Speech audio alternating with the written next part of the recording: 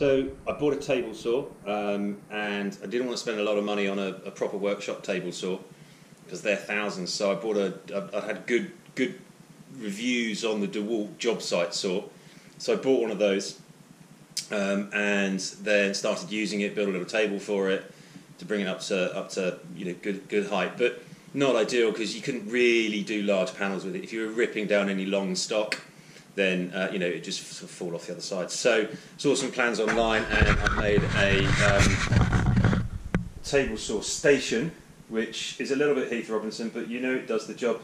These were a bit tricky to line up with this. As you can see, it's not lined up. Now I've got some marks as to where that goes, so that when you're moving your accessories through the saw, it can slide in and out. And again, had to route out under here for that bit to fit in. But all in all, it works very well. I've got a Hoover permanently based in there. As you can see, that's connected all the time.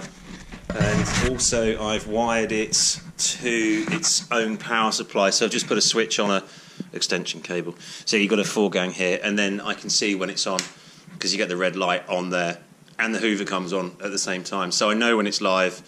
And I know when the blade, could potentially turn. So it's on wheels, so I can move it around. But also, it's a really handy space to make stuff on. You can take the fence off, lower the blade, and you've got this whole area that is super flat.